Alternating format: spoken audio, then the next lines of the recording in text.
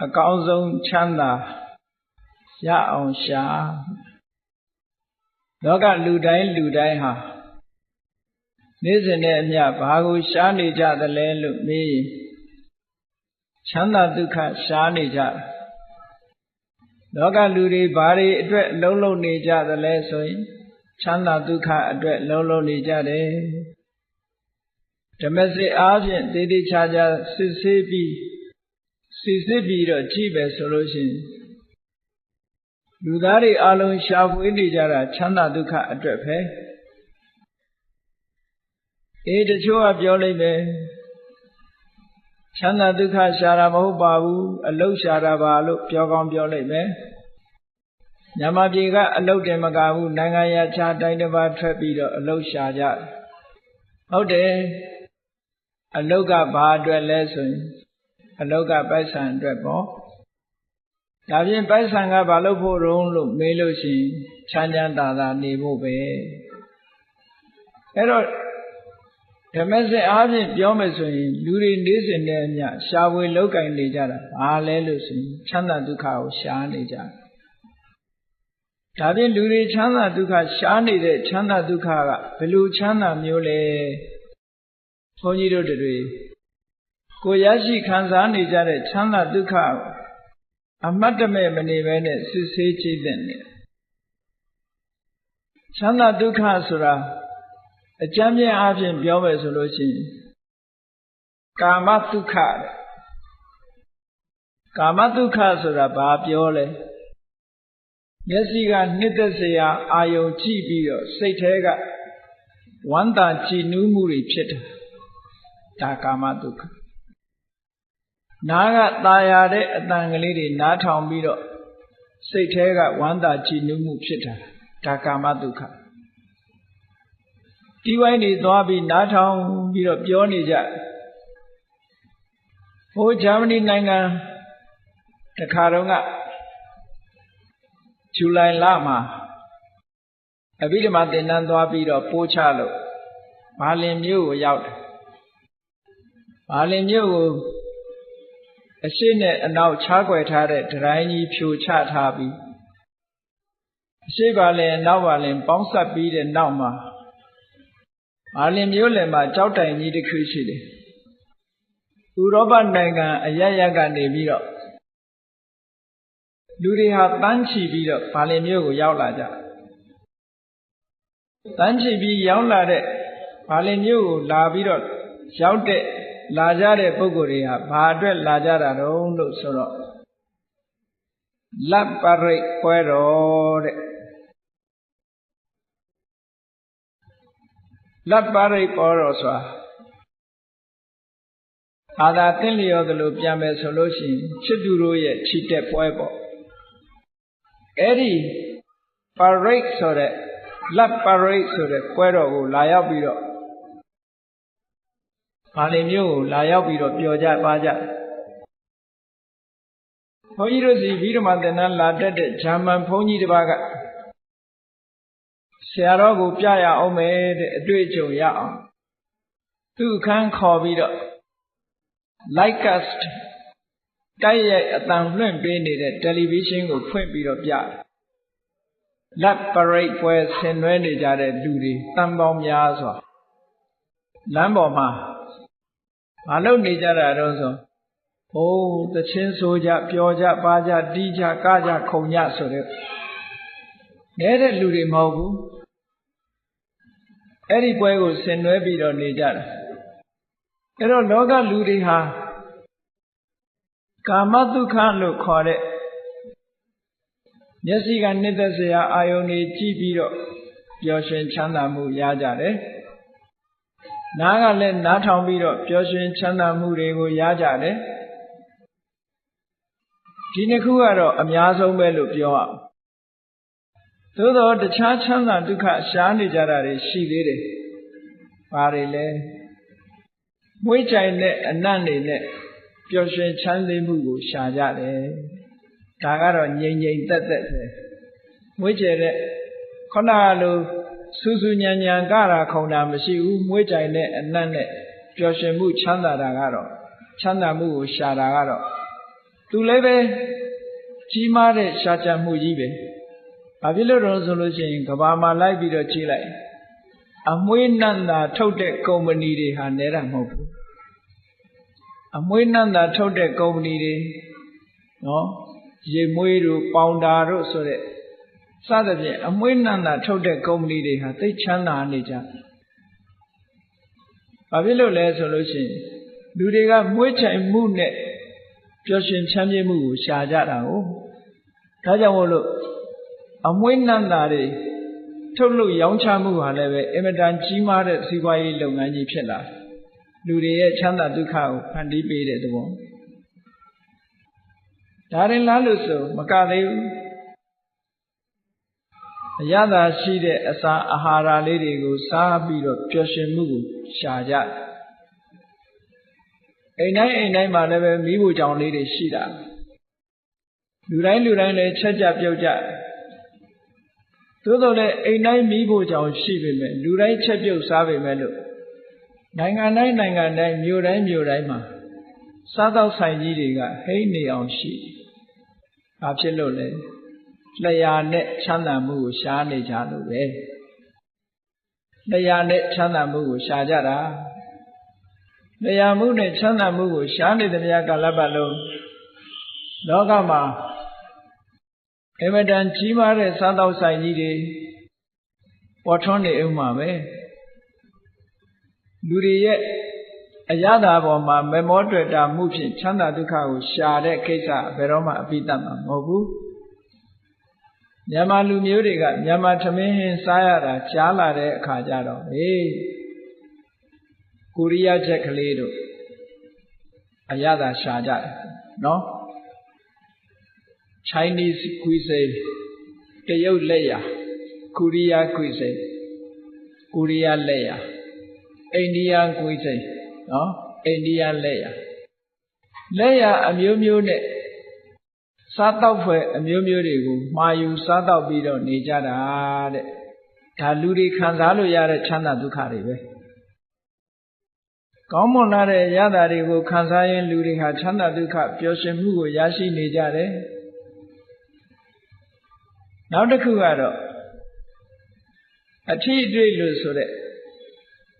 ဘုဒ္ဓဘာအာယုန်နဲ့ပျော်ရွှင်ချမ်းမြေ့မှုကိုရှာကြတယ်ဒါကြောင့်မို့လို့လူတွေဝတ်စားဆင်ရင်တဲ့အဝတ်တွေဟာလည်းအမျိုးမျိုးအထီးတွေ့ကောင်းတဲ့အဝတ်တွေ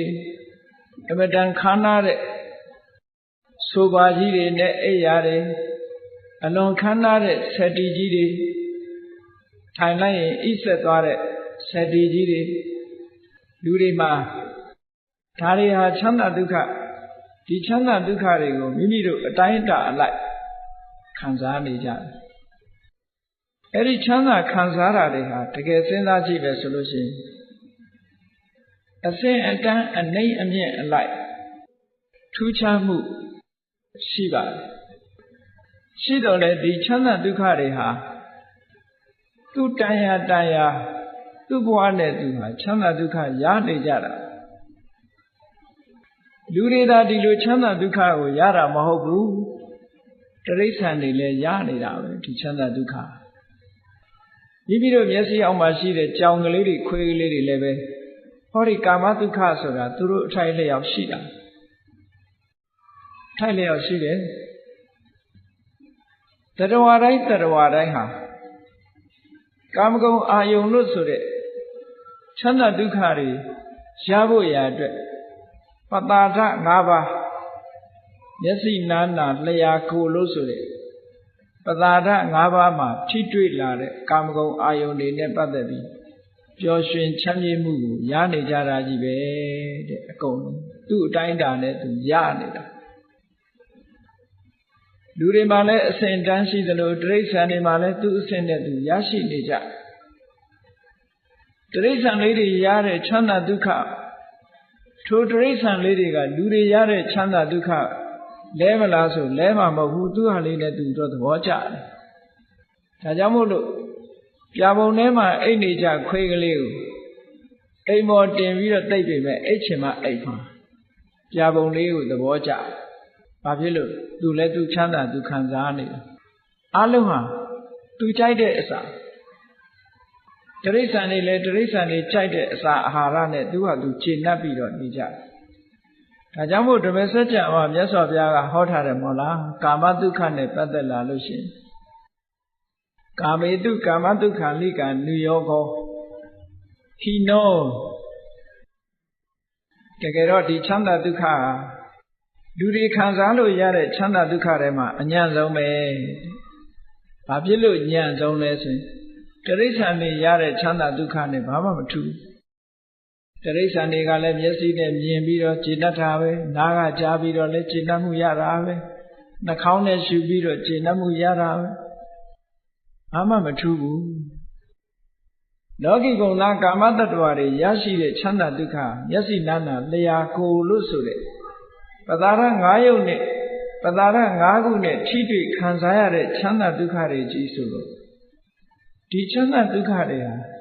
အထင်ကြီးစရာတစ်ခုမှမရှိပါဘူးတဲ့။အေဝဓမ္မအညံ့ဆုံးသောချမ်းသာဒုက္ခဘုန်းကြီးတို့တွေဟောဒီကာမဒုက္ခဆိုတာလူဘုံရောက်လာလို့ရှိရင်လူတိုင်းကာမဒုက္ခဆိုတာရရှိနေကြတယ်။ကိုယ်အိယာလေးပေါ်မှာကိုယ်အိပ်ဆက်ပြီးတော့နေရတယ်ကာမဒုက္ခပဲကိုကြိုက်တဲ့ထမင်းဟင်းလေးစားနေရတယ်စိတ်ချမ်းသာတယ်ကာမဒုက္ခပဲ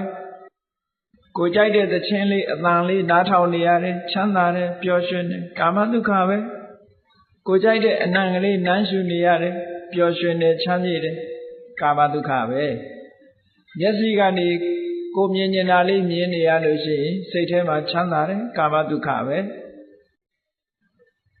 နားတဲ့ကตายရတဲ့အတန်လေးတွေနားထောင်ပြီးတော့စိတ်ထဲမှာကြည်နူးမှုရတယ်ဒါတွေလည်းကာမဒုက္ခပဲမျက်စိကမြင်သမျှအာယုံနားကကြားသမျှအတန်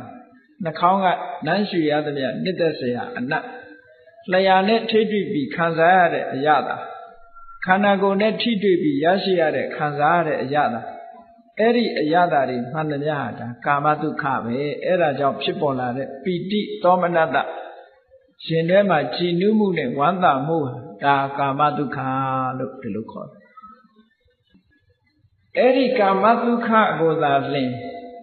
ဘုန်းကြီးတို့တွေသိတယ်ဒီတဲ့အစင်းမြင့်တဲ့ဒုက္ခဆိုတာမသိဘူးမသိတော့ဒီချမ်းသာဟာအကောင်းဆုံးချမ်းသာလို့ထင်ဒီတဲ့ချမ်းသာတာဟာတွေ့လည်းမတွေ့ဘူးမြင်လည်းမမြင်ဘူးကြားလည်းမကြားဘူးကိုယ်တိုင်လည်းမခံစားဘူးဆိုတော့ဒီချမ်းသာတဲ့ကောင်းတဲ့ချမ်းသာမရှိဘူးလို့ယူဆကြမှာပဲလောကမှာရှိတဲ့လူတွေဟာဟောဒီကာမဒုက္ခထဲမှာပဲနစ်မြုပ်ပြီးတော့နေကြတယ်အဲ့ဒီကာမဒုက္ခမြတ်စွာဘုရားကထောက်ပြတယ်ဟိနောအောက်တန်းကြတယ်အဆင့်ဆင့်ကြည့်လိုက်မယ်ဆိုရင်ဆိုပါစို့တိရစ္ဆာန်တွေချမ်းသာဒုက္ခတဲ့လူချမ်းသာကတာလွန်တယ်လူချမ်းသာတဲ့နတ်ချမ်းသာကတာလွန်တယ်အဲ့ဒါလို့ချမ်းသာဒုက္ခတစ်ခုနဲ့တစ်ခုတာလွန်နေတော့လည်းပဲနော်တိရစ္ဆာန်ကလည်းသူချမ်းသာလေးနဲ့သူကျေနပ်နေတာပဲလူတွေကလည်းသူချမ်းသာလေးနဲ့သူကျေနပ်နေတာပဲနတ်တွေကလည်းသူချမ်းသာလေးနဲ့သူကျေနပ်နေကြတယ်ကျန်တဲ့ချမ်းသာဒုက္ခအထင်မကြီးကြဘူးဟိနောဂမ္မောပောထုစနိကောဂမ္မောဆိုတာလူသူအတိုင်းဝိုင်းနဲ့နေတဲ့မြို့တွေရွာတွေမှာအများစုနဲ့အိမ်တော်ရသားနဲ့နေကြတဲ့ပုဂ္ဂိုလ်တွေရဲ့ခံစားရတဲ့ချမ်းသာမျိုးပောထုစနိကောလူအများစုခံစားတဲ့ချမ်းသာဒုက္ခမျိုးအနာရိယောမြင့်မြတ်တဲ့ပုဂ္ဂိုလ်တွေခံစားတဲ့ဟာမျိုးမဟုတ်ဘူးတဲ့ဒါရင်လားလို့ဆိုတော့မကဘူးအနတ္ထတန်ဟိတောဒီကာမဂုဏ်အာယုံလို့ဆိုတဲ့ချမ်းသာဒုက္ခတွေပေါ်မှာမေ့မျောပြီးတော့နေမယ်ဆိုလို့ရှိရင်ထိုပုဂ္ဂိုလ်ဟာကာမဂုဏ်အာယုံတစ်ခုချမ်းသာဒုက္ခခံစားလို့သည်ဖြစ်ဖြစ်ဘာတွေလုပ်လဲကောင်းတာလည်းလုပ်တယ်မကောင်းတာလည်းလုပ်တယ်မကောင်းတာလုပ်မိသွားလို့ရှိရင်ထိုမကောင်းတဲ့ကံရဲ့အကျိုးကိုခံစားရသည့်အတွက်ကြောင့်ဆင်းရဲတဲ့မှာနေမျောကြရပြန်တယ်ချမ်းသာတစ်ခုအကြောင်းပြုပြီးတော့ကောင်းတာတွေကိုလုပ်တဲ့အခါမှာလည်းပဲဒီချမ်းသာတဲ့တာလွန်တဲ့ချမ်းသာကိုမတွေ့ဘူး ဒီချမ်းသာထဲမှာပြန်ပြီးတော့နေမောနေတယ်တတ္တဝါတွေရဲ့ပုထုဇဉ်ပုဂ္ဂိုလ်တွေရဲ့ဘုံဘဝသိရှိနားလည်ကြတဲ့ချမ်းသာဒုက္ခဒီကာမဒုက္ခပဲဒီထဲကနေရှေ့ပြီးတော့တိုးတက်သွားအောင်ဒုက္ခတစ်မျိုးကိုရှာဖွေတွေ့ရှိခြင်းကမစွမ်းနိုင်ကြဘူးဒီထဲမှာပဲနေမျောနေကြတယ်ဒါပြောတာနော်ဒါဖြင့်ကာမဒုက္ခတဲ့ချမ်းသာဒုက္ခမျိုးရှိသလားလို့ဆိုရှိတယ်အဲ့ဒီချမ်းသာကဘာချမ်းသာလို့ခေါ်လဲဆိုရင်နိက္ခမ္မဒုက္ခတဲ့နိက္ခမ္မဒုက္ခဆိုတာမျက်စိနဲ့မြင်ပြီးတော့စိတ်ချမ်းသာမှုကိုယူတာလည်းမဟုတ်ဘူးနားနဲ့အသံကိုနားထောင်ပြီးတော့စိတ်ချမ်းသာမှုကိုရယူတာမဟုတ်ဘူးနှာခေါင်းနဲ့နမ်းရှူပြီးတော့စိတ်ချမ်းသာမှုကိုရတာမဟုတ်ဘူးလျှာနဲ့လျက်ပြီးတော့စိတ်ချမ်းသာမှုကိုရတာလည်းမဟုတ်ဘူးခန္ဓာကိုယ်နဲ့ထိတွေ့ပြီးတဲ့နောက်မှာစိတ်ချမ်းသာမှုကိုရတာလည်းမဟုတ်ဘူးတဲ့အဲ့ဒီကာမဂုဏ်အာယုန်လို့ဆိုတဲ့ဒီအာယုန်တွေဟာအပူအပင်တွေနဲ့ရောထွေးပြီးတော့နေတဲ့ချမ်းသာဒုက္ခတွေဖြစ်လို့အခုတခဏချမ်းသာရင်တော်ကြချမ်းသာခြင်းမှချမ်းသာတယ်ချမ်းသာဒုက္ခကလည်းအမတန်မှတူတောင်းတယ်ကာမဂုဏ်ချမ်းသာဆိုတာအမတန်မှတူတောင်းတယ်အဲ့ဒီကာမချမ်းသာတွေကိုဖယ်ရှားပြလိုက်မှကာမချမ်းသာတွေနဲ့ဆက်ဆက်မှုမရှိဘဲနဲ့တရားဓမ္မကိုနှလုံးသွင်းပြီးတော့နေတဲ့ချမ်းသာမျိုးကြတော့နိက္ခမ္မဒုက္ခလို့ခေါ်တယ်ကာမဂုဏ်ချမ်းသာတွေကိုခွာရှောင်ပြီးတော့ရလာတဲ့ချမ်းသာအဲ့ဒီချမ်းသာမျိုးကဇန်ချမ်းသာတို့မက်ချမ်းသာတို့ဖို့ချမ်းသာတို့ဆိုတာနိက္ခမ္မဒုက္ခအဲ့ဒီနိက္ခမ္မဒုက္ခကိုပုထုဇဉ်ပုဂ္ဂိုလ်တွေအနေနဲ့သဘောကျလားလို့ဆိုသဘောမကျဘူးအရိယသူတော်စင်တွေကအဲ့ဒါကိုချမ်းသာလို့သတ်မှတ်တယ်ပုထုဇဉ်တွေကဆင်းရဲတယ်လို့ထင်တယ်အထင်ချင်းအမြင်ချင်းအလုံးကိုကွာခြားတယ်ဟောတာမန်ပုဂ္ဂိုလ်တွေအနေနဲ့ကြည့်လိုက်မယ်ဆိုလို့ရှိရင်ပြင်းစရာကြီးလို့အောင်းမိမှာပဲတရားဓမ္မနှလုံးသွင်းပြီးတူတဲ့အေးဆေးဆေးတီတီငြိမ်ငြိမ်ထိုင်းနေတဲ့ပုဂ္ဂိုလ်ကြည့်လိုက်မယ်ဆိုရင်ကျန်တဲ့ပုဂ္ဂိုလ်တွေကဒီလူငုတ်တုတ်ကြီးထိုင်ပြီးဘာတွေလုပ်တော့ပြင်းစရာကြီးလို့ဒီလိုပဲထင်တယ်။ဘာဖြစ်လို့သူခံစားမှုတာကကာမဒုက္ခပဲခံစားမှုတာလေ။ဟိုလူကရလာတဲ့နိက္ခမ္မဒုက္ခကြတော့အေးကာမဒုက္ခဆိုတာအလိုမကျစရာတွေအများကြီးရှိတယ်။အလိုမကျစရာတွေအများကြီးရှိတယ်။ဆိုပါစို့မျက်စိဖြင့်လှတာပတာကြည့်ပြီးတော့ချမ်းသာဒုက္ခကိုခံစားခြင်းနဲ့ဆိုရင်မျက်စိအောက်ကအလှအပပျောက်သွားတာနဲ့တပြိုင်နက်ဟောချမ်းသာဒုက္ခရှိပါအောင်မလားမရှိတော့ဘူးနားတဲ့ကနှစ်သက်ตาရပွဲအတန်ပျောက်သွားတာနဲ့တပြိုင်နက်ချမ်းသာဒုက္ခရှိနိုင်ပါအောင်မလားမရှိဘူးနှာခေါင်းကနမ်းရှူရတဲ့အနံ့ပျောက်သွားလို့ပြောင်းလဲသွားတာနဲ့တပြိုင်နက်ချမ်းသာဒုက္ခဆိုတာမရှိနိုင်ကြဘူးတရားကခံစားပြီးတော့ရတဲ့ချမ်းသာဒုက္ခဆိုတာလည်းပဲနော်တခဏမျှတာပဲဖြစ်တယ်ခန္ဓာကိုယ်နဲ့ထိတွေ့ပြီးရရှိတဲ့ချမ်းသာဒုက္ခဆိုတာလည်းတခဏမျှတာဖြစ်တယ်အဲ့ဒီချမ်းသာဒုက္ခတွေကိုရရှိခံစားလာတဲ့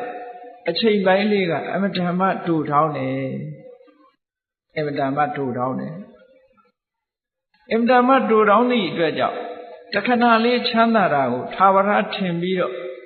ကာမဒုက္ခထဲမှာနေမျောနေကြတဲ့ပုဂ္ဂိုလ်တွေကအလွန်တရာမှများပါတယ်မြတ်စွာဘုရားကကာမဒုက္ခကိုဘယ်လိုဥပမာပေးထားတော့ဆိုမီလဒုက္ခမီလဆိုတာလူတွေစွန့်ပစ်လိုက်တဲ့မစင်အညစ်အကြေးကိုမီလလို့ခေါ်တယ်မီလဒုက္ခမစင်အညစ်အကြေးလို့ချမ်းသာမျိုးကြည့်လေလူတွေရဲ့မစင်အညစ်အကြေးကိုကြိုက်တတ်တဲ့ခွေးတရဝါတွေဆိုလို့ရှိရင်ဘလောက်ကောင်းတဲ့ထမင်းဟင်းကျွေးကျွေးမစင်အညစ်အကြေးမြင်လိုက်ရင်နည်းနည်းတော့နမ်းလိုက်ရအောင်မှချိန်တတ်တယ်အနတ်နံရလို့ရှိရင်ဟုတ်လားမစင်အညစ်အကြေးစားရတာပို့ပြီးတော့သူနှစ်သက်ချိန်တတ်တယ်ဒါကိုကြိုက်တာအကောင်းဆုံးဖြစ်နေကြတယ်ပေါ့ကာမဒုက္ခဆိုတာကိုကြိုက်တာကိုအကောင်းဆုံးဖြစ်နေကြတယ်ဒွေရင်ဒီကြိုက်တဲ့လူကဒွေရင်ဒီကောင်းတယ်မကြိုက်တဲ့လူကနန်းတယ်ဟော ဒီလိုပဲကာမဒုက္ခဆိုတာတယောက်နဲ့တယောက်လည်းတူညီတာမဟုတ်ဘူးခံစားရတဲ့အချိန်လေးရတယ်အမတန်မှတူတောင်းတယ်ဒါကြောင့်မို့မြတ်စွာဘုရားကမိလဒုက္ခမစင်ပမာချမ်းသာမျိုးပါတဲ့ဒီချမ်းသာမျိုးတွေကအဲ့ဒီချမ်းသာမျိုးကိုသာခံစားမှုတဲ့ပုရုဇဉ်ပုဂ္ဂိုလ်တွေဟာ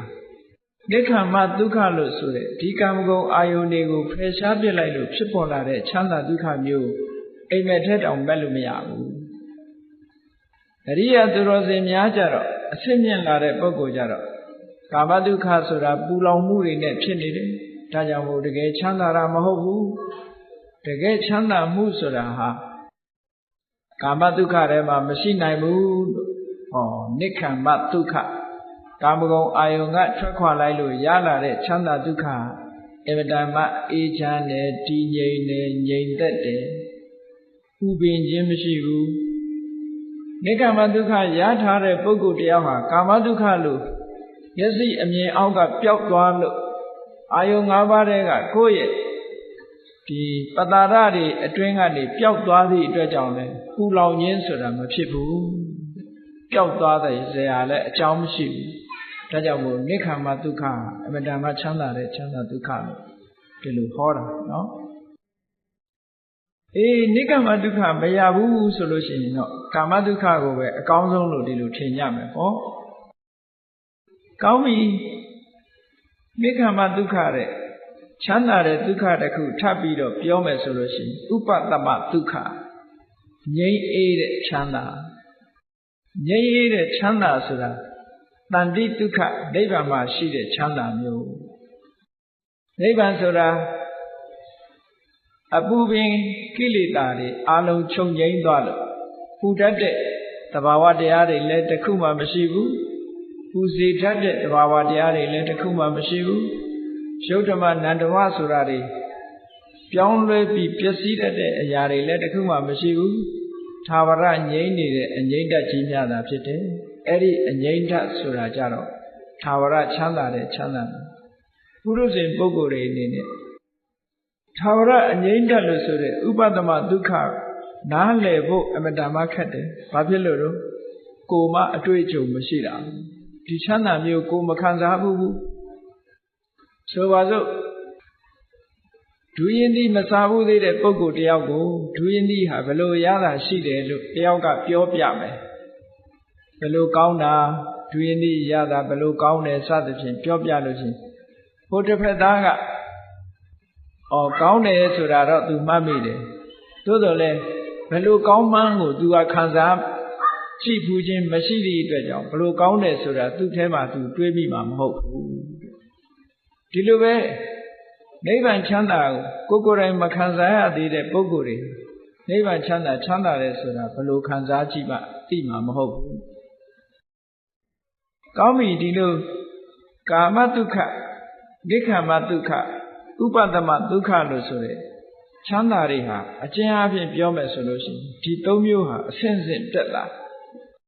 ကာမဒုက္ခကိုဖယ်ရှားလိုက်တဲ့အခါမှာနိက္ခမဒုက္ခရတယ်နိက္ခမဒုက္ခရပြီးတဲ့အခါမှာဥပတ္တမဒုက္ခဆိုတာမျိုးကိုရနိုင်တယ်ဥပတ္တမဒုက္ခလို့ဆိုတဲ့အငြိမ့်တဲ့ချမ်းသာကတော့သာဝရချမ်းသာတဲ့ချမ်းသာမျိုးဖြစ်ပါတယ်လောကမှာဘုန်းကြီးတို့တွေပုရုဇဉ်တွေရနေတဲ့ကာမဒုက္ခသည်အလွန်တရာမှအဆင့်မရှိတဲ့ချမ်းသာဒုက္ခမျိုးသာဖြစ်တယ်တဲ့ဆိုတာကို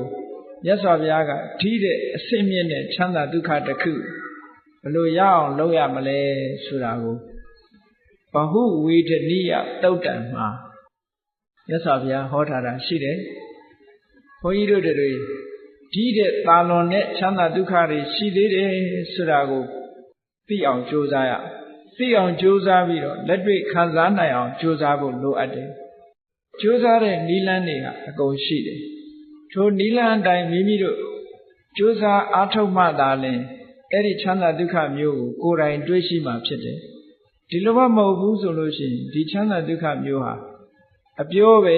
ကိုယ်တိုင်လည်းပဲတွေးရှိဖို့ဆိုတာမဖြစ်နိုင်ဘူးတဲ့ဒါကြောင့်မို့နိက္ခမဒုက္ခလို့ဆိုတဲ့ချမ်းသာတွေတဲကချမ်းသာတစ်ခုရဖို့ရအတွက်ဘာလုပ်ရမလဲ နိခမ္မဒုက္ခဆိုတာပြောရင်ကာမဂုဏ်ချမ်းသာတွေနဲ့မဆက်ဆက်တဲ့ချမ်းသာမျိုးတစ်ခုပဲမျက်စိကမြင်ပြီးတော့ချမ်းသာတာမဟုတ်ဘူးနားကကြားပြီးတော့ချမ်းသာတာမဟုတ်ဘူးနှာခေါင်းဆိုတဲ့နှာခေါင်းနဲ့အနံ့ခံပြီးတော့ချမ်းသာတာမဟုတ်ဘူးလျှာနဲ့အရသာခံပြီးမှချမ်းသာတာမဟုတ်ဘူးခန္ဓာကိုယ်နဲ့ထိတွေ့ပြီးမှချမ်းသာတာမဟုတ်ဘူးစိတ်ကလေးတည်ငြိမ်အောင်လေ့ကျင့်ပြီးတော့တမာတိစွမ်းအားနဲ့စိတ်နဲ့အာယုန်နဲ့လေ့ကျင့်ပြီးတော့ရယူတဲ့ချမ်းသာဒုက္ခဟာဒီတဲ့အစကောင်းမြောက်များစွာကောင်းမွန်တဲ့ချမ်းသာဒုက္ခတစ်ခုဖြစ်တယ်။ကဲအဲ့ဒီချမ်းသာဒုက္ခကိုရချင်ဘယ်လိုလေ့ကျင့်မလဲ။လောကလူတွေဟာနေ့စဉ်နဲ့မျှအလုပ်တွေလုပ်နေကြတာဟာကာမဒုက္ခခံစားဖို့ကြီးပဲလုပ်နေကြတာရှိပဲ။ဒီချမ်းသာကနေထွက်သွားတဲ့ပုဂ္ဂိုလ်တယောက်မှမရှိဘူး။ပစ္စည်းဥစ္စာချမ်းသာတဲ့ပုဂ္ဂိုလ်ကလည်းကောင်းတဲ့ကောင်းတာဝယ်ပြီးတော့သုံးမယ်ကောင်းတဲ့ကောင်းတဲ့အစားအစာဝယ်စားမယ်ကောင်းတဲ့ကောင်းတဲ့နော်အတန်တွေရတဲ့ဟုတ်လားဂီတတန်တွေနားထောင်မယ်ကောင်းတဲ့ကောင်းတာတွေမြင်ရအောင်လုပ်မယ်ဒါပဲရှိတယ်ကြီးတဲ့ပို့ပြီးတော့ထွက်ပေါက်မရှာနိုင်ဘူးကောင်းပြီနိက္ခမဒုက္ခလို့ဆိုရဲအစစ်မြင့်တဲ့ချမ်းသာတစ်ခုကိုရှာကြည့်ကြရအောင်ဘယ်လိုနည်းနဲ့တွေ့နိုင်သလဲကာမဒုက္ခဆိုတာဒီဘက်ကန်းနဲ့အလားတန်တူတယ်။ဟိုဘက်ကန်းရောက်ချင်တဲ့ပုဂ္ဂိုလ်ဒီဘက်ကန်းကိုစွန့်ရတယ်။ဒီဘက်ကန်းကိုမခွာဘဲနဲ့ဟိုဘက်ကန်းကိုဘယ်နည်းနဲ့မှမရောက်ဘူး။ဒါကြောင့်မို့နိက္ခမဒုက္ခလို့ဆိုတဲ့ချမ်းသာတွေတဲကချမ်းသာတစ်ခုကိုရဖို့ရအတွက်ဘုန်းကြီးတို့တွေဘာလို့ရမိမိစိတ်ကလေးကိုအာယုံနဲ့လေ့ကျင့်ရမယ်။ကဲလေ့ကျင့်ပုံလေ့ကျင့်နည်းလေးကိုမှတ်ကြရအောင်အလွယ်ဆုံးလေ့ကျင့်စရာအာယုံလေးတွေကိုယ်အနီးနားမှာရှိတယ်ကိုယ်အနီးနားမှာရှိတယ်ကတိုင်းရှုတယ်လို့ခေါ်တာပေါ့အဲ့ဒီကတိုင်းတွေက10မျိုးရှိတဲ့ထဲမှာလွယ်ကူတဲ့ကတိုင်းကလေးတွေတခုပြောရမယ်ဆိုလို့ရှိရင်အညိုရောင်ကတိုင်းဟောအညိုကိုအင်္ဂလိပ်လိုဘလူးလို့ပြန်တော့ဒီအပြာရောင်ကတိုင်းလို့လည်းဆိုနိုင်တယ်နီလပိတအဝါရောင်ကတိုင်းလောဟိတအနီရောင်ကတိုင်းဩရတအဖြူရောင်ကတိုင်းကောင်းပြီအဖြူရောင်ပေါ်မှာဘယ်လိုလေ့ကျင့်မလဲလို့ဆိုလို့ရှိရင်ဖြူရောင်ပေါ်မှာကတိုင်းရှုမယ်ဆိုလို့ရှိရင်ကိုယ့်ရဲ့စိတ်တည်ငြိမ်မှုအားနေတာမနေတာသို့မဟုတ်အတွေးလွန်တာရှိမရှိအဲ့ဒါနဲ့ညှိပြီးတဲ့အခါကျတော့မကြီးလွန်မသေးလွန်ကတိုင်းဝန်းလေးတစ်ခုကိုဖန်တီးရမယ်ခွေးဖြူနေတဲ့စက္ကူလေးတစ်ခုကိုဝိုင်းဆက်နေအောင်ကိုက်ပြီးတော့ကိုယ်ရှိမှာနော်စက္ကူဖြူလေးကိုအဝိုင်းလေးကိုက်ပြီးတဲ့အခါကျတော့ကိုယ်ရှိမှာအလွယ်တကူကြည့်လို့ရမယ့်နေရာလေးမှာထားရမယ်နောက်ခံကအဲ့ဒီအဖြူရောင်လေးပေါ်ပြီးတော့ထင်းလာအောင်အပြာနောက်ခံပဲဖြစ်စေအစိမ်းနောက်ခံပဲဖြစ်စေအနီနောက်ခံပဲဖြစ်စေနိုင်ခံလေးတစ်ခုထားအဲ့ဒီပေါ်မှာအဖြူဝိုင်းကလေးတင်ထားပြီးတဲ့အခါကျတော့မျက်စိဖွင့်ပြီးတော့ကိုယ်နဲ့မလန့်မကန်ရှိကလေးမှာမျက်ချထားပြီးတော့မျက်စိဖွင့်မျက်စိကိုမေးမေးလေးလည်းမထားရဘူးပြူးပြူးကြီးလည်းမထားရဘူးပဂတိကြည့်တဲ့အနေထားလေးတိုင်ကိုမျက်စိအနေထားပုံမှန်လေးတိုင်ထားပြီးတော့အဲ့ဒီအဖြူရောင်လေးကိုစိုက်ကြည့်မယ်စိုက်ကြည့်ပြီးတဲ့အခါမှာကိုယ်စိတ်ထဲကနေပြီးတော့အဖြူဆိုတာလေးကိုစိတ်ထဲမှာထပ်တလဲလဲအဖြူနဲ့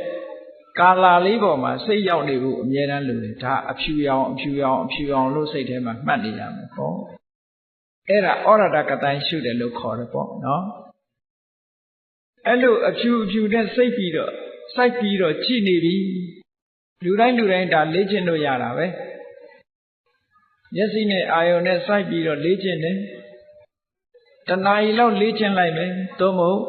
နိုင်ဝက်လောက်လေ့ကျင့်လိုက်တယ်ဆိုလို့ရှိရင်မျက်စိထဲမှာအဲ့ဒီအဖြူဝိုင်းလေးဟာ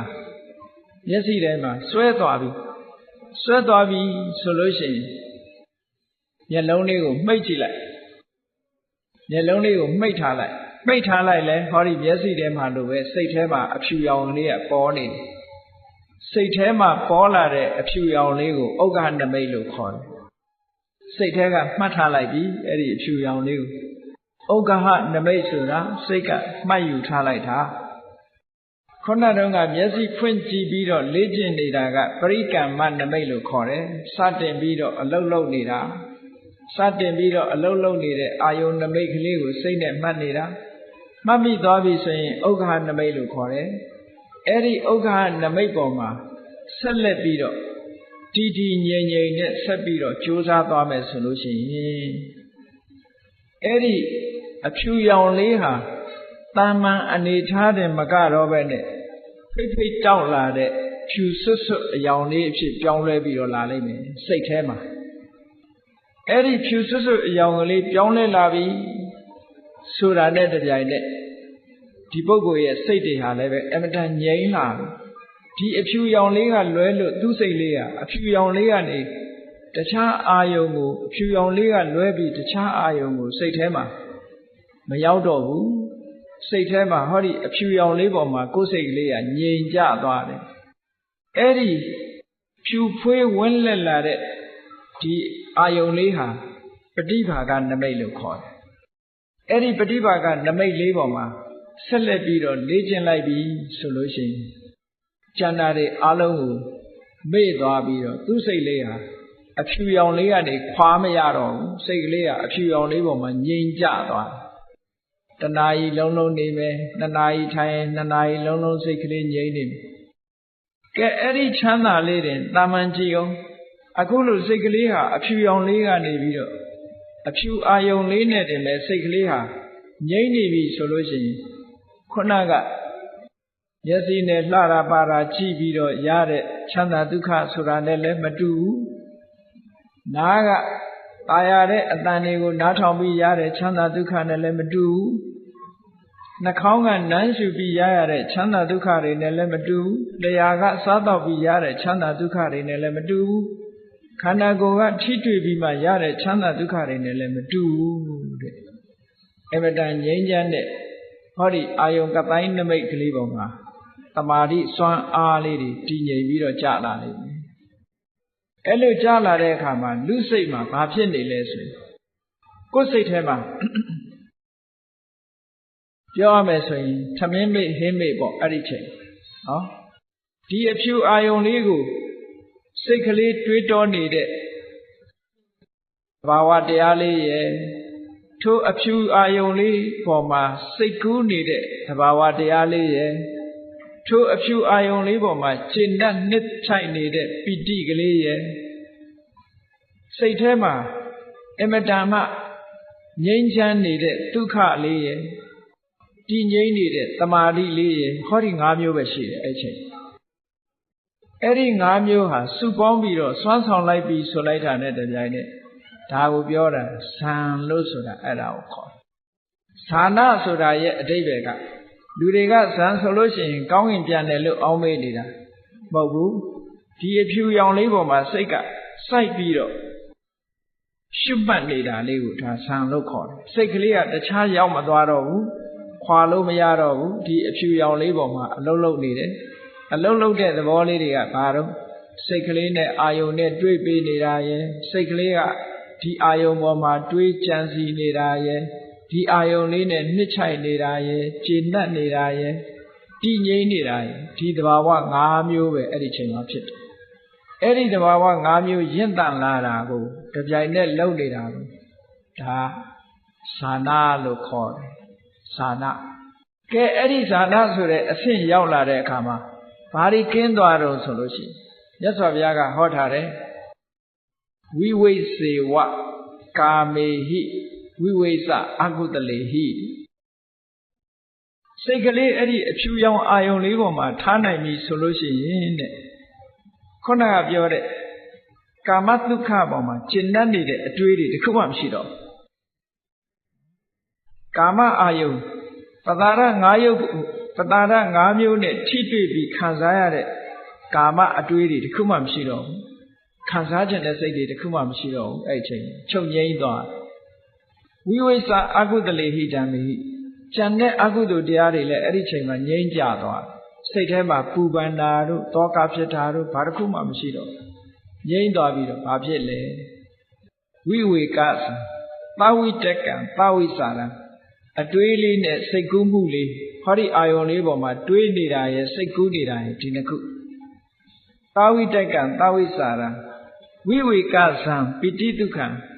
ကာမဂုဏ်အာယုန်ကြီးငြိမ်ကျသွားလို့ဖြစ်ပေါ်လာတဲ့တမာတိချမ်းသာလေးဝိဝေကသပိတိဒုက္ခခြေနဲ့နေတာရဲ့နှစ်ချိုက်နေတာရဲ့အဲ့ဒီတဘာဝလေးနှစ်ခုဖြစ်ပြီးတော့စိတ်ကလေးဟာဒီအာယုန်လေးနဲ့ပျော်မွေ့ပြီးတော့ချမ်းသာနေတဲ့ချမ်းသာကိုပထမဇန်ချမ်းသာလို့ခေါ်ပါတယ်အဲ့ဒီပထမဇန်ချမ်းသာဒီခုနကကာမချမ်းသာနဲ့စာလိုက်ရင်အလွန်မြင့်မားတဲ့ချမ်းသာတစ်ခုဖြစ်သွားတယ်ဒီချမ်းသာဒုက္ခကခုနကဆိုပါစို့တခြင်းနားထောင်မယ်ဘယ်နှနာရီနားထောင်လို့ရမျက်စိကကိုကြည့်ကျင်တာတွေကြည့်တယ်ဘယ်နှနာရီကြည့်နိုင်လဲအကန့်အသတ်တွေရှိလျှာကကောင်းတာတွေစားတယ်ဘယ်နှခါစားနိုင်မလဲနော်တနေ့ကုန်မစားနိုင်ဘူးဤလာတယ်ဘယ်ရာပဲဖြစ်ဖြစ်တာမန်ကာမချမ်းသာတွေဟာစားပြီးလို့ရှိရင်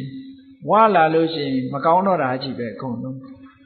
နေ့စဉ်နဲ့ညဝက်သားကြိုက်တဲ့လူဝက်သားကြီးချက်ကျွေးကြည့်နောက်ဝက်တောင်ကြည့်ကြမှာမဟုတ်တော့နော်အဲ့ဒီကြတော့ကြည့်လေအနောက်နိုင်ငံရောက်နေတဲ့ဗမာလူမျိုးတွေဘာတန်းတာရမြအောင်းမေးနေတယ်ချစ်မောင်ဟင်းဟုတ်လားသူတို့စီမှာမရှိတော့ချစ်မောင်ရွက်ကလေးပါလေးများရှိရင်ပေးသားမှာဆိုလားတော့ကာမဂုဏ်အာယုံချမ်းသာဆိုတာအဲ့ဒါမျိုးတွေပဲကြာလို့ရှိရင်ဤလာတာဟောခုနကပြောရတဲ့ဇန်ချမ်းသာကတော့ဘယ်တော့မှဤသွားတာမရှိဘူးတဲ့တင့်တယ်အာရမှုဆိုတာမရှိဘူးချမ်းသာဒုက္ခရနိုင်တယ်တခါတော့ကဒီချမ်းသာဒုက္ခကိုနားမလည်ဘူးဆိုလို့ရှိရင်နော်ကာမချမ်းသာကိုအကောင်းဆုံးလို့ခေါ်ကာမဒုက္ခကိုအကောင်းဆုံးလို့ထင်ကြတယ်တခါတော့ကနိခန္ဓတွေဒီကနေ့ခေတ်အိန္ဒိယနိုင်ငံမှာချိန်လို့ခေါ်ချိန်ဘုန်းကြီးတွေဒီကနေ့ခေတ်မှာလည်းရှိတာသူတို့က naked အဲ့ဒီချိန်ဘုန်းကြီးတွေနဲ့မြတ်စွာဘုရားနဲ့တွေ့ဆုံပြီးတော့စကားပြောကြ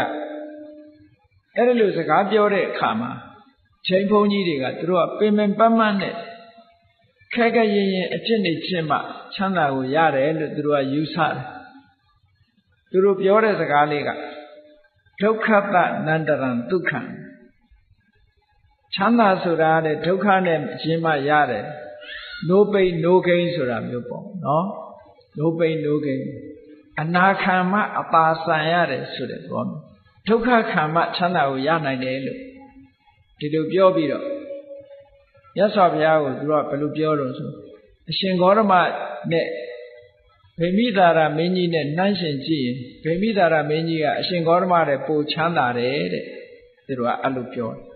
မြတ်စွာဘုရားရတဲ့ချမ်းသာနဲ့ဗေမိသာရမင်းကြီးရဲ့ချမ်းသာကပိုချမ်းသာတယ်ပေါ့ဆိုတော့မြတ်စွာဘုရားက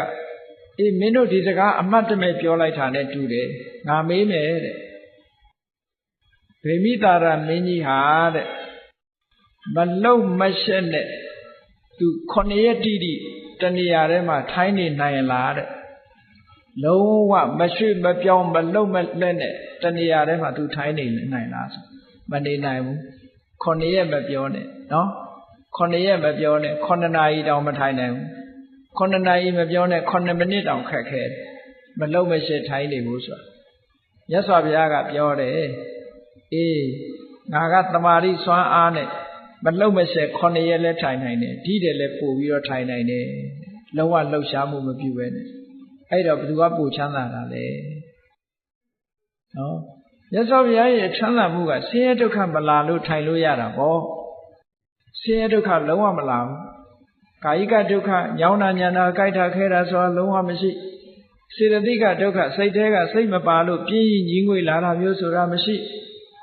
ကာမချမ်းသာဆိုတာပြင်းရင်ညီငွေလာတတ်တယ်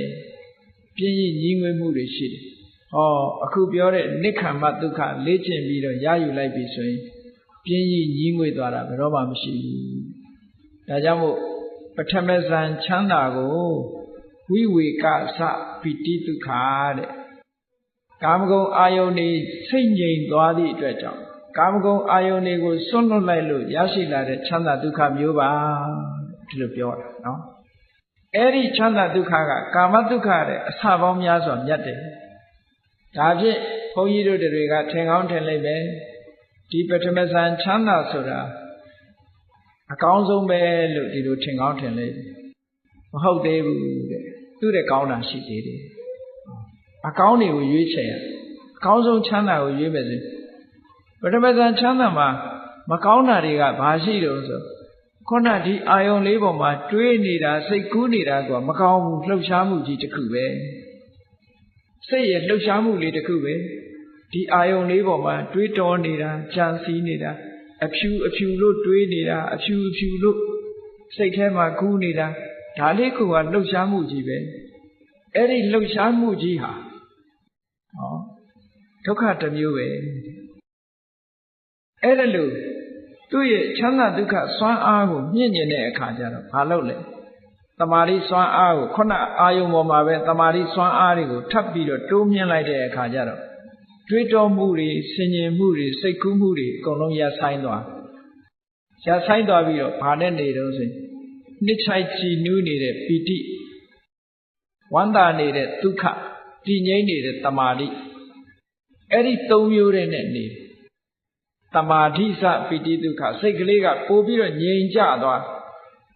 အဲ့ဒီစိတ်ကလေးနားမှာဘာရှိတော့ဆိုနှစ်ချိုက်နေတဲ့ပီတိနဲ့ဝမ်းသာနေတဲ့ဒုက္ခဒါလေးပဲရှိတမာတိကြောင့်ရတဲ့ဒုတိယအဆင့်ချမ်းသာကခုနလိုတွေးတောကြံစည်နေရတာမပါသည့်အတွက်ကြောင့်ပို့ပြီးတော့ငြိမ်သွားတယ်အဲ့ဒီချမ်းသာဒုက္ခကမှပိုချမ်းသာတာဒါဒုတိယဆံချမ်းသာလို့ခေါ်တယ်ဒါဖြင့်ဒီဒုတိယဆံချမ်းသာဟာအကောင်းဆုံးလားလို့ဆိုဘယ်ဟုတ်မလဲသူ့တဲ့ကောင်းတာရှိသေးတယ်သူ့တဲ့ကောင်းတာရှိရင်ဘာလို့ဆိုဒီအာယုံလေးပေါ်မှာနှစ်ချိုက်နေတယ်ဆိုတာစိတ်ထဲမှာဖိုလိုက်ဖြစ်စဉ်းစားကြည့်လေပီတိဖြစ်ဘူးတဲ့လူတွေရှိလိမ့်ပီတိဖြစ်တယ်ဆိုတာစိတ်ငြိမ်သက်မှုမှမဟုတ်ပဲစိတ်ရဲ့လှုပ်ရှားမှုကလေးတစ်ခုဖြစ်နေတယ်ဒါကြောင့်ဒီပီတိကို तू မလိုချင်ဘူးပီတိရဲ့အပြစ်တွေမြင်လာတယ်ဒုက္ခလို့ဆိုတဲ့ဒီပီတိရဲ့အပြစ်တွေကိုမြင်လာတဲ့အခါကျတော့ तू ကဗာနဲ့ယက်တီဖို့ကြိုးစားလာတယ်တမာတိစွမ်းအားတွေမြင့်လိုက်တဲ့အခါကျတော့ပီတိဆိုတာမလာတော့ပဲနဲ့ဝမ်းသာခြေနှက်နေတာလေးရဲ့တည်ငြိမ်နေတာလေးရဲ့နှစ်ခုတည်းနဲ့နေအဲ့ဒီချမ်းသာကိုတော့တတ္တိယဆံချမ်းသာလို့ခေါ်တယ်ပီတိဆိုတဲ့လှုပ်ရှားမှုတစ်ခုဖယ်ရှားပလိုက်ဖယ်ရှားပြလိုက်သည့်အတွက်ကြောင့်လှုပ်ရှားမှုကင်းပြီးတော့ငြိမ်သက်အေးချမ်းတဲ့ချမ်းသာဒုက္ခသူရသွားအဆင့်ပိုမြင့်သွားဒါဖြင့်သူကတွေးမိလိမ့်မယ်ဒီတတ္တိယဆံချမ်းသာဟာအကောင်းဆုံးလားမဟုတ်သေးဘူးတဲ့ဒီတဲ့ချမ်းသာတာရှိသေးတယ်ဒီတဲ့ချမ်းသာတာကခုနကအဖြူအာယုံလေးပေါ်မှာအဖြူကတိုင်းလေးပေါ်မှာပဲဆက်ပြီးတော့လေ့ကျင့်တော့ဒုက္ခဆိုတဲ့ဝမ်းသာကြည်နူးနေမှုသည်စိတ်ရဲ့လှုပ်ရှားမှုတစ်ခုဖြစ်တယ်ဒုက္ခဆိုတာစိတ်ရဲ့အနာရောဂါတစ်မျိုးဖြစ်တယ်ဒါကြောင့်မလိုချင်ဘူးဒုက္ခလည်းမလိုချင်ဘူးဒုက္ခလည်းမလိုချင်ဘူးဝမ်းသာတာလည်းမလိုချင်ဘူးဝမ်းနေတာလည်းမလိုချင်ဘူးအားလုံးကိုဖယ်ရှားပစ်လိုက်တဲ့အခါကျတော့ခံစားမှုမထင်ရှားတဲ့တည်ငြိမ်မှုလေးရဲ့အာယုန်တစ်ခုတည်းပေါ်မှာစွဲပြီးတော့နေတဲ့တမာတိလေးရဲ့အဲ့ဒီနှစ်ခုတည်းနဲ့ခံစားမှုမထင်ရှားဘူးဆိုတာဥပိ္ပခာတည်ငြိမ်နေမှုကတမာတိဥပိ္ပခာနဲ့တမာတိဒီနှစ်ခုတည်းတင်ဆိုတော့ခံစားမှုတွေကမလာပတိအတွက်ကြောင့်အဲ့ဒီအချိန်မှာသူ့ရဲ့ချမ်းသာဒုက္ခဟာအငြိမ်ဆုံးချမ်းသာဒုက္ခဖြစ်သွားတယ်ဘာမှလှုပ်ရှားမှုမရှိတော့အဲ့ဒီအချိန်မှာဆိုလို့ရှိရင်လူရဲ့အသက်ရှူမှုတောင်ရပ်တန့်သွားတယ်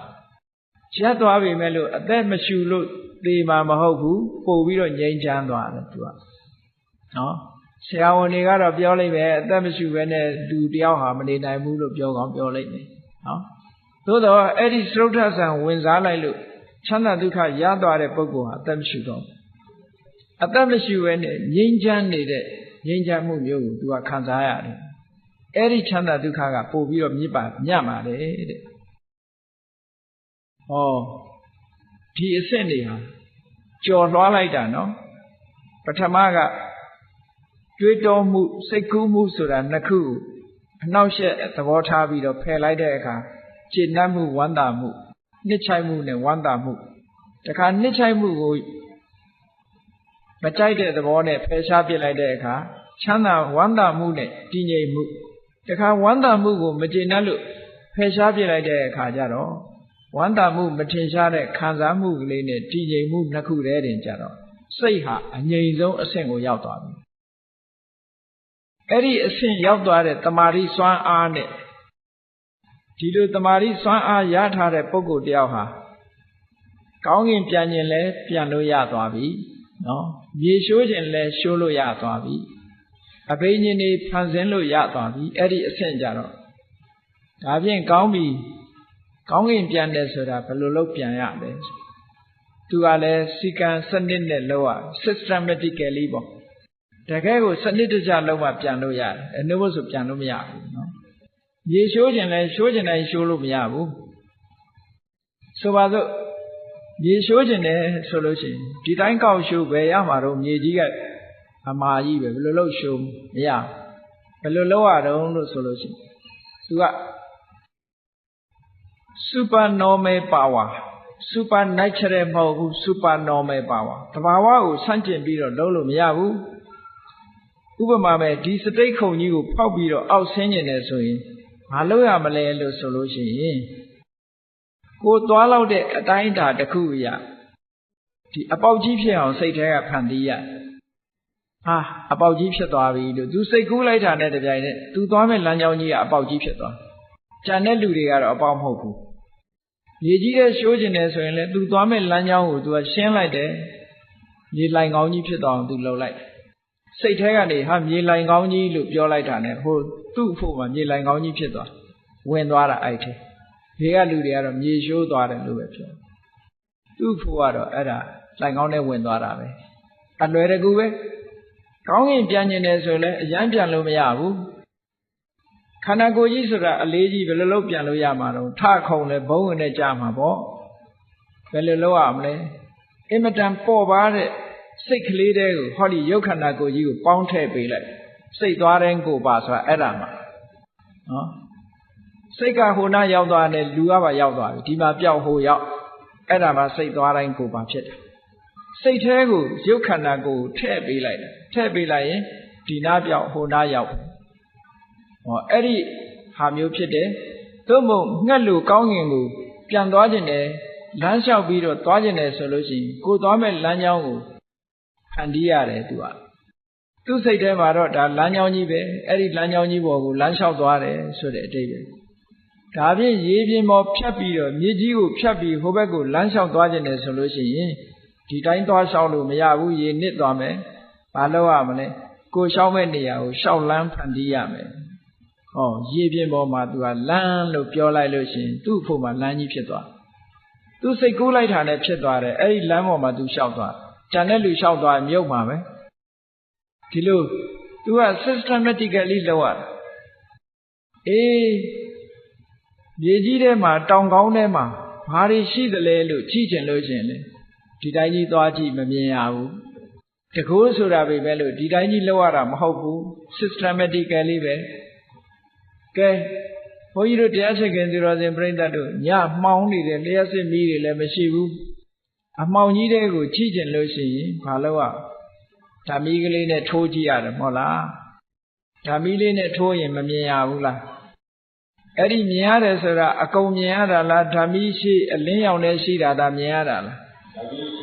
အလင်းရှိတာမြင်ရတာအဲ့ဒါလိုပဲ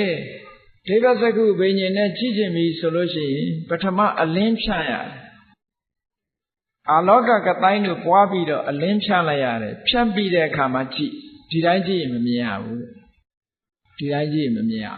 ကိုကြည့်ကျင်တဲ့နေရာကိုပထမမီးထိုးလိုက်တယ်လို့ပဲအလင်းရောင်ကိုဖြန့်ပေးရတယ်ဖြန့်ပြီးပြီဆိုမှကြည့်အဲ့ဒါတကူဆိုတာ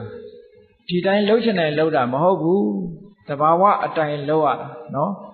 အဲ့ဒါခုနကလို့တမာရီစွမ်းအားတွေမြင့်လာပြီဆိုလို့ရှိရင်တကူဖန်ဆင်းလို့ရသွားပြီတဲ့ဒါလူတိုင်းမှာဒီစွမ်းရည်တတ္တိတွေရှိတယ်ရှိရတဲ့နဲ့ဘာလို့မရလဲဆိုမလေးခြင်းလို့မရနော်မလေးခြင်းလို့မရလေ့ကျင့်နိုင်ပြီဆိုလို့ရှိရင်ဒီစွမ်းရည်တတ္တိတွေရလာသို့တော်လေ့ကျင့်တဲ့အခါမှာ အသက်အရွယ်ကြီးတဲ့ပုဂ္ဂိုလ်တွေကြတော့ရာခိုင်နှုန်းတွေလျော့သွားပြီအသက်အရွယ်ကြီးတာကိုအကြောင်းပြုပြီးတော့ဓမ္မခံနိုင်တော့ဘူးအသက်အရွယ်ကြီးအသက်ငယ်တဲ့ပုဂ္ဂိုလ်ကလေ့ကျင့်ပို့ပြီးတော့မြန်မြန်ရနိုင်တယ်ကြာကြာလုံနိုင်တာငယ်ရွယ်သူကကြာကြာထိုင်နိုင်သည့်အတွက်ကြောင့်သူတို့ကြတော့အောင်မြင်နိုင်တယ်လို့ဒီလိုပြောတာနော်ကဲကောင်းပြီဒီစရုဒ္ဓဆံချမ်းသာဟာအမြင့်ဆုံးချမ်းသာလားလို့ဆိုတော့မဟုတ်ဘူးသူလည်းအကောင်းဆုံးမဟုတ်သေးဘူးဘာဖြစ်လို့အကောင်းဆုံးမဟုတ်တုံးဆိုလို့ရှိရင်သူကလည်းဒီအဖြူဝိုင်းကြီးနဲ့သူကကြည့်နေရသေးတာပဲအဖြူဝိုင်းကြီးကိုသူဖယ်ရှားပြစ်လို့ရမှမရတာမရသည့်အတွက်ကြောင့်သူကလည်းပဲဒီအဖြူဝိုင်းကြီးနဲ့ဆက်ဆက်ပြီးတော့တွေးနေရသည့်အတွက်ကြောင့်ချမ်းသာဒုက္ခလို့မဆိုနိုင်သေးဘူးတဲ့ဒါဖြင့်သူ့ရဲ့ချမ်းသာတာဖြစ်အောင်ဘယ်လိုလုပ်ရတော့ဆိုစိတ်ထဲကနေပြီးအဲ့ဒီအဖြူဝိုင်းကြီးကိုဖြောက်လိုက်ဩရတကတိုင်းဆိုတဲ့အဖြူကတိုင်းကြီးကိုစိတ်ထဲကနေဖြောက်လိုက်ရင်ဘာကြံတော့ဟာလာဟင်းလင်းကြီးကြံအဲ့ဒါကို space လို့ခေါ်တယ်အာကာသလို့ခေါ်တယ်နော်အဖြူဝိုင်းကြီးကိုစိတ်ထဲနဲ့ဖြောက်လိုက်တဲ့အခါကျတော့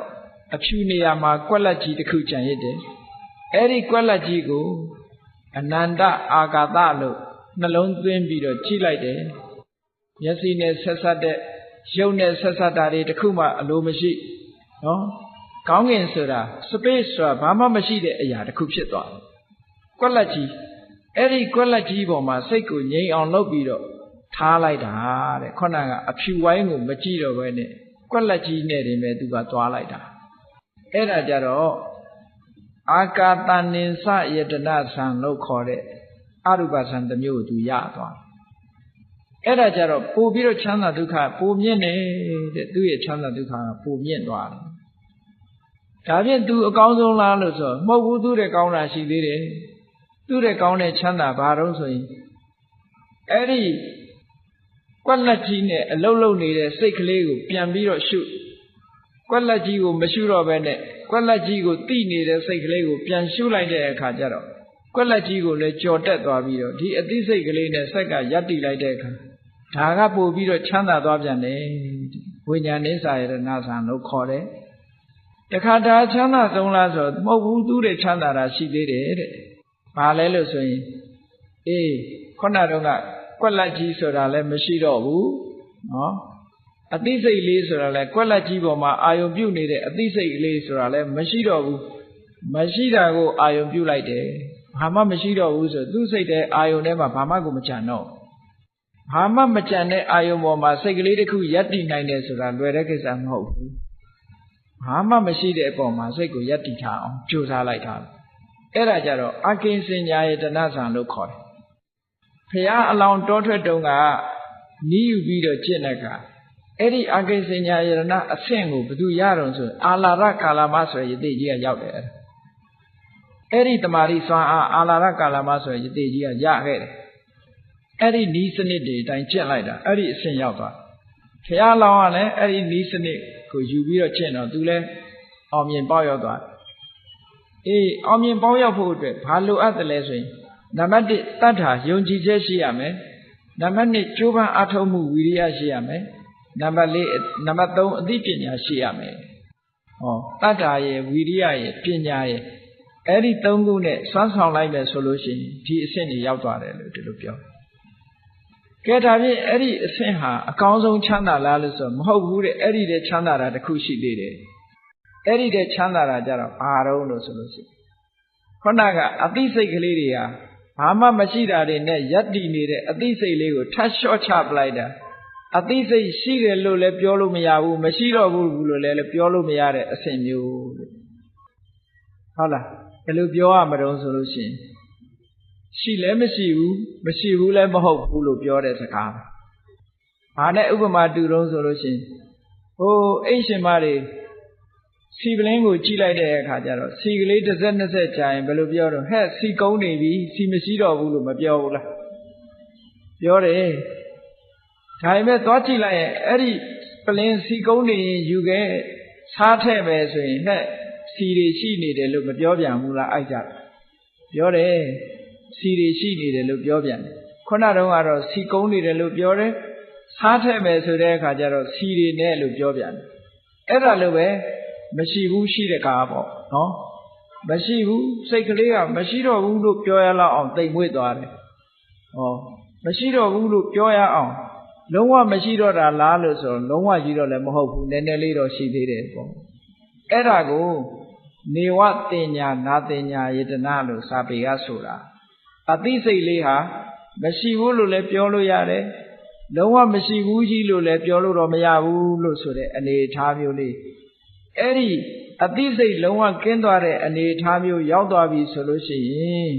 ချမ်းသာဒုက္ခဟာအလွန်ချမ်းသာတယ်နိုင်ရှင်ပြီးတော့ပြောရမယ်ဆိုလို့ရှိရင်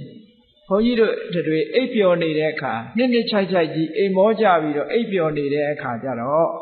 ပြောရမယ်ဆိုလို့ရှိရင်ဟိုဒီအတန်ပလန်နေလည်းမကြားရဘူးမျက်စိကလည်းဘာမှမမြင်ရဘူးအသိစိတ်မရှိသလိုမဖြစ်ပေဘူးလားအိမ်မက်တွေလည်းမမက်ဘူးဆိုပါစို့ဟုတ်ကလားမမက်ဖဲနဲ့နေတဲ့အခါနှစ်ချိုက်ကြီးအိပ်ပျော်ပြီးတော့သွားလို့နိုးလာတဲ့အခါဘာပြောတော့အိပ်ရတာကောင်းလိုက်တာလို့မပြောဘူးလားပြောတယ်ဘာသိလို့ကောင်းတာလဲအိပ်တယ်ဘာမှမသိဘူးအဲ့ဒါလိုပဲခုနနေဝတ္တညာနာတညာရဏဆံရောက်သွားတဲ့အခါအသိစိတ်မရှိတော့တိမ်မွေ့သွားတာကိုကောင်းလိုက်တာလို့ပဲပြောရတဲ့ချမ်းသာဒုက္ခပဲဒါဖြင့်ဒီတဲ့ချမ်းသာဒုက္ခရှိသေးလားလို့ဆိုရှိသေးတယ်အသိစိတ်တွေလုံးဝချုပ်ငြိမ်းသွားတယ်ခံစားမှုတွေလုံးဝချုပ်ငြိမ်းသွားတဲ့និရောဓသမပတ္တိဆိုတဲ့အဆင့်မျိုးကိုရောက်သွားလို့ရှိရင်တော့ဒါလုံးဝချမ်းသာသွားပြီလို့ပြောတယ်ဟောချမ်းသာဒုက္ခဆိုတာအဲ့ဒါလို့အဆင့်ဆင့်သွားတယ်ဘုန်းကြီးတို့တွေရရှိနေတဲ့ချမ်းသာဒုက္ခဒီကာမဒုက္ခလို့ဆိုတဲ့အနှိမ့်ဆုံးချမ်းသာဟုတ်တာအဟုတ်ကြီးထင်နေကြရတာဒီတဲ့အဆင့်မြင့်တဲ့ချမ်းသာတွေကအများကြီးပဲနော်အဆင့်မြင့်တဲ့ချမ်းသာတွေက6ခုတောင်ရှိတယ်ဘုန်းကြီးတို့တွေတက်မိတာလှေကားတစ်ထစ်ပဲရှိသေးတယ်နောက်ထပ်တက်ရအောင်ပါလေ9ထစ်အဲ့ဒီ9ထစ်ချမ်းသာဒုက္ခတွေကိုဘယ်သူမှမရကြဘူးပုထုဇဉ်တွေကဒီလိုဖြစ်တာပေါ့အကောင်းဆုံးချမ်းသာကိုရအောင်ရှာပါဆိုတာအခုနံပါတ်9ထိအောင်ဒါအကောင်းဆုံးချမ်းသာလို့ခေါ်တယ်ဒါဖြင့်ဒါကအသက်ရှင်နေတဲ့နံပါတ်9အကောင်းဆုံးချမ်းသာနောက်ဆုံးမှာနိဗ္ဗာန်ချမ်းသာဆိုတဲ့ချမ်းသာမျိုးကြတော့ဒါတွေတဲ့အစပေါင်းများစွာသာသွားပြန်တယ်အဲ့ဒီနေရာမှာမေးစရာရှိရှင်သာရိပုတ္တရာမထေရမြတ်ကပြောတယ်နိဗ္ဗာန်ဆိုတာသိချမ်းသာတယ်နိဗ္ဗာန်ဆိုတာသိချမ်းသာတာပဲနဲ့ပြောတော့ဥဒ္ဒယီဆိုတဲ့ယဟန်တစ်ပါးကနေပြီးပြောတယ်အရှင်ဘုရားတဲ့နိဗ္ဗာန်မှာခံစားမှုမရှိဘူးမဟုတ်လားတဲ့ခံစားမှုမရှိဘူးဆိုရင်ဘယ်လိုလုပ်ချမ်းသာတယ်လို့ပြောမှာတော့တဲ့ကြည့်လေအိပ်ပျော်နေတဲ့အချိန်မှာခံစားမှုမရှိဘူးမဟုတ်လားသို့တော့ချမ်းသာတယ်လို့ပြောကြတယ်လေအဲ့လိုပြောတော့ရှင်သာရိပုတ္တရာမထေရကဘာပြောတော့ဆို